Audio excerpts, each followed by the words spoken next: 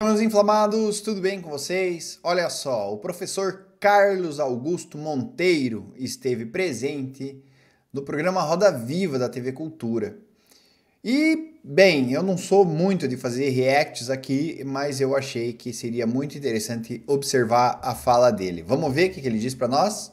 Boa noite, professor.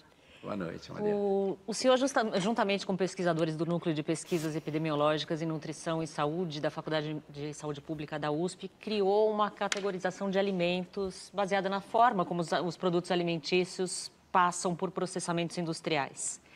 Essa classificação em 4 grupos serviu de base, inclusive, para o Guia Alimentar para a população brasileira do Ministério da Saúde. Tá aí uma coisa que pouca gente sabe, é que o núcleo de estudos do professor Carlos Monteiro está relacionado diretamente com a montagem do nosso guia alimentar para a população brasileira.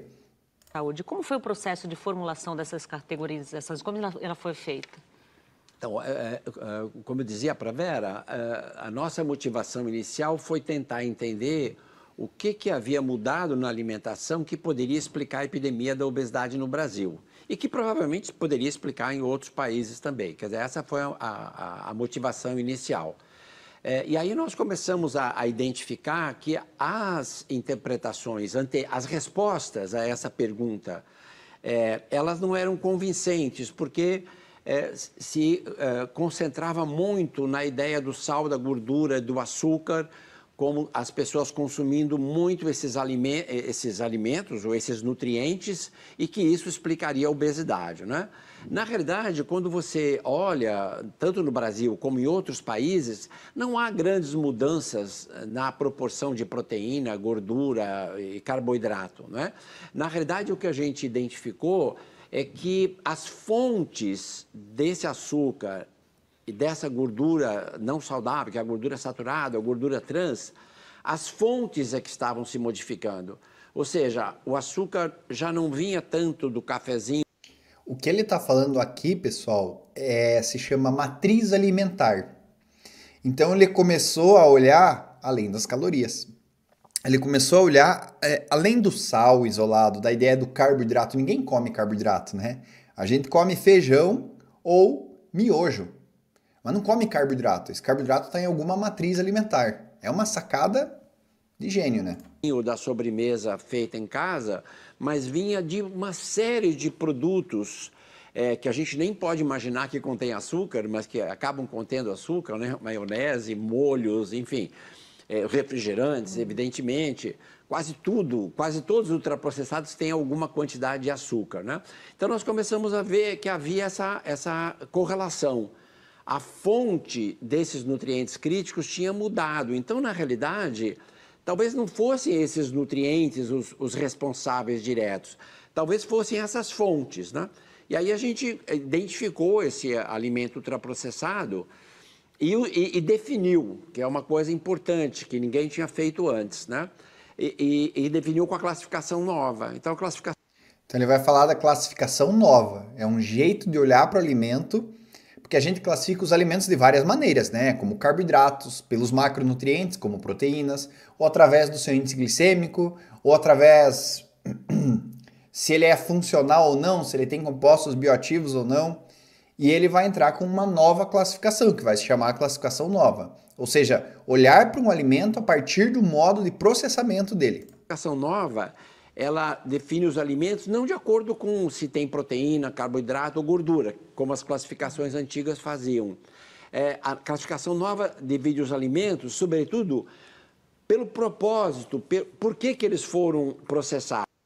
Olha isso, pelo propósito.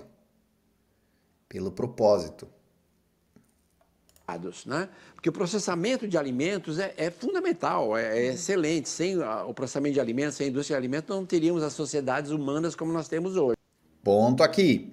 Tem gente que acha que por você criticar os ultraprocessados, você é um crítico do desenvolvimento de maneiras de processar alimentos. Veja, o processamento de alimentos, ele é mais antigo que a escrita.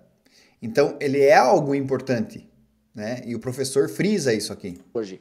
Mas, na realidade, a gente processa alimentos com vários objetivos. Os demais grupos da classificação nova, o propósito de processar os alimentos desses outros grupos é basicamente aumentar a duração dos alimentos, que é super importante, facilitar a preparação dos alimentos e diversificar essa preparação, não é? Então, esses são os 3 primeiros grupos da classificação nova. O ultraprocessado, qual é o objetivo da indústria quando faz o ultraprocessado? É substituir os outros grupos e as preparações culinárias. Então, é engraçado isso, porque ele traz a ideia do ultraprocessado tomando como ponto de partida a intenção de fazer aquilo. Então, a intenção de ultraprocessar seria substituir para baratear o custo. Ou seja, se eu colocar coisas que não cacau no chocolate, vai baratear o custo. Então, eu começo a retirar coisas do alimento integral e começo a colocar coisas que barateiam o custo. Eu começo a tirar a parte de... Eu começo a colocar coisas num iogurte que não são iogurte. Amido modificado, por exemplo. Porque no final da ponta do lápis, nas contas, sai mais barato para a indústria. Gera mais lucro. Então, a definição de ultraprocessado são formulações industriais criadas para substituir os alimentos de verdade, vamos dizer assim, as preparações culinárias e, uma coisa importante, maximizar os lucros da indústria. Ora, né? Temos aí alguém realmente de peso falando que, gente, ultraprocessado, alimento fast food não é para nutrir ninguém. Porque tem paciente que me diz assim, mas é tão gostoso, mas é lógico, é para isso que eles foram feitos, para serem gostosos, para vender bastante. Então a ideia é maximizar lucro, não é nutrir ninguém.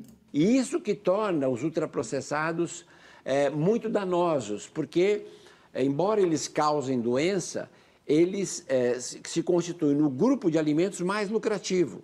Então, a indústria de alimentos, sobretudo a indústria transnacional, progressivamente deixou de fazer os alimentos minimamente processados, ingredientes culinários, e passou a se interessar a fazer os alimentos ultraprocessados.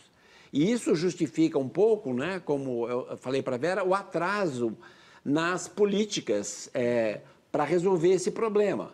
Porque essas políticas batem de frente com o interesse de um grupo econômico que hoje representa uma parte muito importante do PIB mundial. Então, na realidade, a indústria de ultraprocessados, ela se opõe a qualquer tipo de regulação desse setor, que é o mais lucrativo que ela tem, né? Então, enfim, a motivação nossa foi essa, de entender a obesidade, mas a gente começou a ver depois que isso era muito... Então, pessoal, olha que interessante a gente pensar por esse viés, né? Eu costumo dizer que o nutricionista, ele se vende facinho por meia dúzia de amostrinha de produtinho, né? O Nutri recebe um produtinho no consultório, ele já posta e diz que ganhou. A gente precisa rever a nossa profissão, né? O fato é que o que ele está falando ali é o lobby das indústrias de ultraprocessados. E a gente sabe que as Big Foods, vamos dizer assim, manda na dinâmica de um supermercado, né? Vamos pesquisar como que um alimento vai parar numa prateleira, por que ele está na altura da nossa visão, por exemplo, né? Então, o que o professor Carlos Monteiro está falando aqui olhem, por favor, sigam o lucro e vocês vão ver se isso é importante ou não. E eu acho que o nutricionista devia saber mais sobre sistemas alimentares, né? Então, enfim, eu recomendo, vou deixar o link aqui da entrevista dele. Eu sou muito fã do professor Carlos Monteiro. Eu espero que aos poucos nós nutricionistas entendamos isso, porque o nosso paciente ele sofre um puxão, ele está amarrado com 2 cordas, uma dos ultraprocessados e outra corda da indústria fitness, que quer vender produto milagroso para ele emagrecer. E às vezes, muitas vezes, infelizmente, o nutricionista cai nessa conversa. Fechou, meus inflamados? Espero que vocês tenham gostado desse react hoje. Um abraço.